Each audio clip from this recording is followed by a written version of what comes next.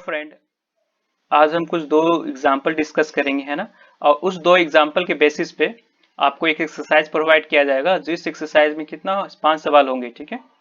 तो आप exercise attempt कीजिएगा एग्जाम्पल समझने के बाद। अगर फिर भी आपको कोई दिक्कत होगा तो आप हमें कमेंट बॉक्स में जरूर पूछिएगा, है ना, कमेंट बॉक्स के जरिए। तो फर्स्ट एग्जाम्पल लेते हैं। फर्स्ट एग्जाम्पल हमारा क्या है कि फर्स्ट एग्जांपल में हमें बोल रहा है कि 10 अल्फा इक्वल टू 1/3 दिया हुआ है। इट इज गिवन, ओके, ये दिया हुआ है। तो हमें ये प्रूफ करना है कि cosec square alpha equal to 1 plus 10 square alpha होते हैं। ये हमें प्रूफ करना है, ठीक है। तो हमें दिया हुआ क्या, 10 अल्फा इक्वल टू 1/3, ठीक है। तो देखते हैं इसका सोल्यूशन क्या है। ये हमारा सोल्यूशन है। तो ये हमें क्या दिया, पहले दिया हुआ है ना, 10 alpha equal to how much, 1/3, ठीक है। तो हम एक राइट ट्रायंगल एज्यूम करेंगे, है ना, जिसमें बी ए सी लिए हैं। ए पर क्या है, 90 डिग्री है ना। तो किसी भी कोण को एक अल्फा मान सकते हैं, ये इसे हम अल्फा माने हैं, या हम इसे अल्फा मान सकते हैं ना। किसी भी एक्यूट एंगल को यहाँ पर क्या कर सकते हैं, अल्फा मान सकते हैं।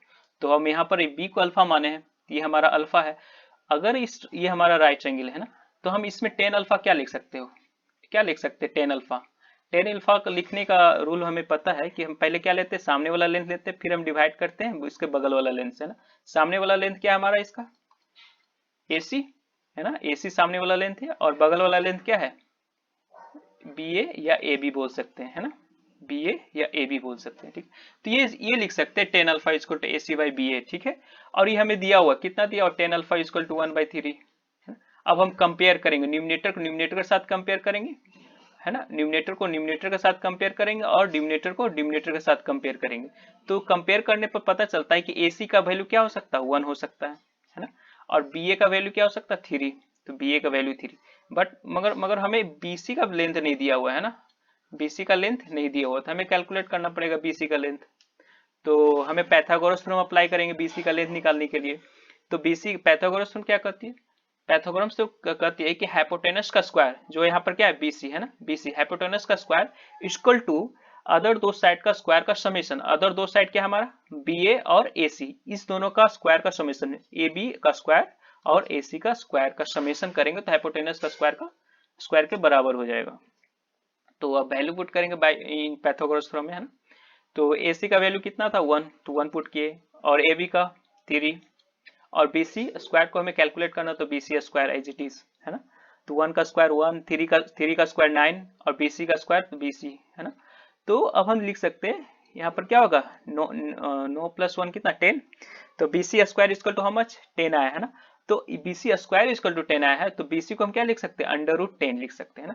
तो हमें यहाँ पर क्या पता चला, हमारा BC कितना निकल के आया, BC हमारा निकल के आया √10 बाई यूजिंग पैथागोरस थ्योरम, ठीक है। पैथागोरस थ्योरम से क्या लिख सकते हैं, ये BC का लेंथ कितना लिख सकते हैं, √10, है ना।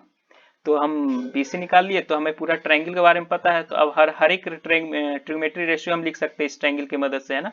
तो हमें प्रूफ क्या करना है, हमें प्रूफ करना है cosec square equal to 1 plus cot square, है ना।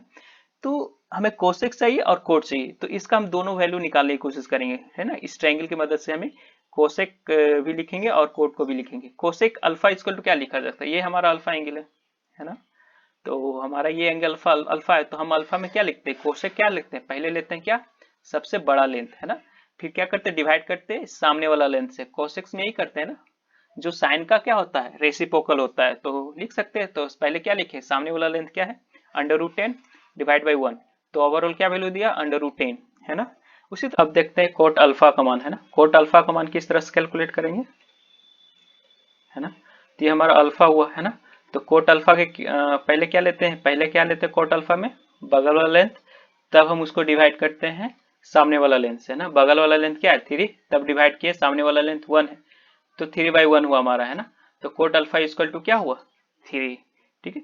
अब हम क्या करते हैं, जो हमें प्रूफ करना है उस इक्वेशन में वैल्यू पुट करने की कोशिश करेंगे इसका, ठीक है। तो हमें ये प्रूफ करना है ना। तो प्रूफ क्या करना है, कोसेक का square equal to 1 plus cot square. तो कोसेक का स्क्वायर क्या होगा, कोसेक का वैल्यू कितना निकाले थे, √10 का स्क्वायर, है ना। और equal to 1 plus cot square, cot का वैल्यू क्या था 3, तो 3 पुट किए। तो अब देखिए कैलकुलेशन करेंगे, यहाँ पर क्या है, √10 का क्या करना है, स्क्वायर करना है। तो क्या होगा इसका वैल्यू, 10 हो जाएगा। किसी भी अंडर रूट का अगर स्क्वायर करते हैं, जैसे व्हाट अंडर रूट 3 का स्क्वायर करना है तो क्या वैल्यू देगा 3, अंडर रूट 5 का स्क्वायर करना है तो व्हाट यू विल गेट 5 मिल जाएगा, है ना। कुछ भी वैल्यू, अंडर रूट 7 का भी स्क्वायर करना है, ठीक है, अंडर रूट 7 का स्क्वायर करना है तो क्या होगा 7, ठीक है। तो इसी तरह से अंडर रूट 10 का स्क्वायर कितना हो जाएगा 10, और यहाँ पर क्या है 1 प्लस 3 का स्क्वायर कितना 9, तो 1 प्लस 3 कितना हो जाएगा 10। तो हम देख पा रहे हैं कि यहाँ पर LHS लेफ्ट हैंड साइड और राइट हैंड साइड दोनों इक्वल हो रहा है, तो हम ये कह सकते हैं कि ये क्या हो गया, प्रूफ हो गया, left hand side and right hand side क्या हो गया, इक्वल हो गया है। अब एग्जाम्पल नंबर 2 देखते हैं ना। एग्जाम्पल नंबर 2 में ये कह रही है कि साइन ए इजकल टू 12/30, ये इट इज गिवन, ये दिया हुआ साइन ए इजकल टू 12/13 दिया हुआ है ना। तो find the value of this expression, ये जो हमारा एक्सप्रेशन है ना, इसका हमको वैल्यू कैलकुलेट करना है, इसका वैल्यू क्या होगा, है ना, by using of this given. Okay, ये जो हमें दिया हुआ है sine A equal to 12/13, okay, तो इसका यूज करते हुए हमें करना होगा। तो हम क्या करेंगे, पहले क्या करेंगे, एक राइट एंगल बनाएंगे, है ना। तो हमें क्या दिया हुआ था, हमें दिया हुआ था कि साइन ए इजकल टू 12/13, ये दिया हुआ है ना 12/13, तो इट इज गिवन, ये हमें दिया हुआ है ना। तो हम एक राइट एंगल बनाए और यहाँ पर 90 डिग्री बनाया है और ये एक ए एंगल बनाया है ना। अब हम इस राइट एंगल को देखते हुए क्या हम लिख सकते हैं, साइन ए का वैल्यू क्या लिखेंगे, पहले क्या लेंगे, सामने वाला लेंथ लेंगे, फिर हम डिवाइड करेंगे इसके लॉन्गेस्ट लेंथ से, है ना। तो क्या लिख सकते हैं, BC/AC। तो हम यहाँ पर लिख सकते हैं इसके बराबर हो जाएगा हमारा, सॉरी BC/AC होगा ना। तो अब हम इसको कंपेयर करेंगे, इसका न्यूमिनेटर इसका न्यूमिनेटर से कंपेयर करेंगे, इसका डिनोमिनेटर इसका डिनोमिनेटर से कंपेयर करेंगे, ना। तो हम ये मिलता है कि BC का लेंथ कितना होना चाहिए, फिर 12 होना चाहिए और AC का लेंथ 13 होना चाहिए, मगर हमें AB का लेंथ नहीं मालूम है ना।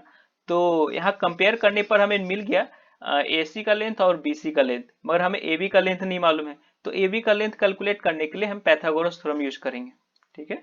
तो पाइथागोरस थ्योरम क्या कहती है कि हाइपोटेन्यूज का square equal to sum of other square of sum of other two side, है ना। दो साइड है ना हाइपोटेन्यूज के अलावा, AB और BC का, उसका स्क्वायर का समेशन।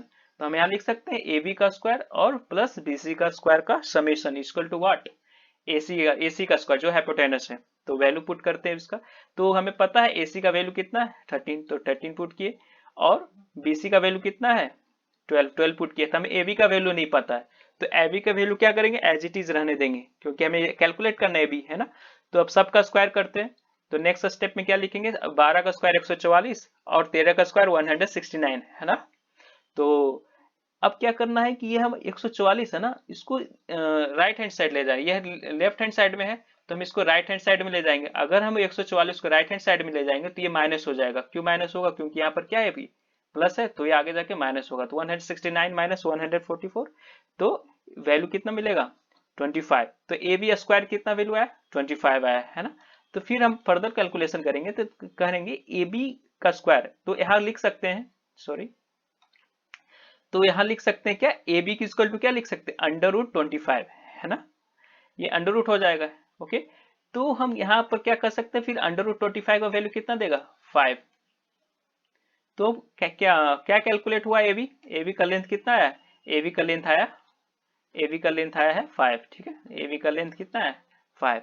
तो हमें तीनों साइड का लेंथ पता चल गया, AC का लेंथ, AB का लेंथ, BC का लेंथ, है ना, तीनों साइड का क्या लेंथ पता चल गया। तो अब इसी ट्रायंगल का मदद लेते हुए हम क्या वैल्यू निकालेंगे, साइन ए और कोसे का वैल्यू निकालेंगे। क्यों साइन ए और कोसे, क्योंकि जो ये हमारा एक्सप्रेशन है ना, ये जो हमारा एक्सप्रेशन है, इस एक्सप्रेशन में साइन ए और कोसे सिर्फ दो ही है, तो सिर्फ साइन और कोस का वैल्यू निकालेंगे इसमें, है ना। तो देखते हैं किस तरह से निकालते हैं, ठीक है। तो हमारे पास ये ट्रायंगल है, तो इस ट्रायंगल का साइन ए किस तरह से निकालेंगे, तो साइन ए तो दिया था 12/13, है ना, तो सामने वाला लेंथ और डिवाइड बाई, है ना। अब कोसे का वैल्यू निकाल सकते हैं, कोसे का किस तरह से कैलकुलेट करेंगे, कोसे का कैलकुलेट करने के लिए हम क्या करते हैं, पहले बगल वाला लेंथ लेते हैं, ठीक है। कोसे का कैलकुलेट करने के लिए क्या करते हैं, पहले बगल वाला लेंथ लेते हैं, तब हम डिवाइड करते हैं इसके लॉन्गेस्ट लेंथ से। बगल वाला लेंथ कितना है, कितना कैलकुलेट करके लाए थे 5, तो 5 डिवाइड बाई 13, ओके। तो साइन ए का वैल्यू कितना है 12/13 और कोसे का वैल्यू कितना है 5/13, है ना। अब बस इसी वैल्यू को क्या करेंगे, इस एक्सप्रेशन में पुट कर देंगे, ठीक है, ये जो हमारा एक्सप्रेशन है, इस एक्सप्रेशन में क्या करेंगे, साइन ए और कोस ए का क्या करेंगे, वैल्यू पुट कर देंगे एज इट इज। तो यहाँ पर क्या है, sine square minus cos square A, इस तरह से है ना। तो साइन के जगह पर क्या पुट करें, 12/13। तो यहाँ पर साइन स्क्वायर है, तो 12/13 का हमें क्या करना होगा, स्क्वायर करना होगा, ठीक है। माइनस 5/13, यहाँ कोस स्क्वायर है तो कोस का क्या वैल्यू 5/13 है, तो 5/13 पुट किए, ठीक है। फर्दर डिनोमिनेटर में भी क्या है, डिनोमिनेटर 2 इंटू साइन ए इंटू कोस ए, तो वैल्यू पुट करेंगे सबका, है ना। साइन ए का वैल्यू 12/13 पुट किए और कोस ए का वैल्यू 5/13, ये भी वैल्यू यहाँ पर क्या किए, रख दिए, है ना। तो अब कैलकुलेशन करना है, इज इट इज बहुत सिंपल है, कैलकुलेशन कीजिए।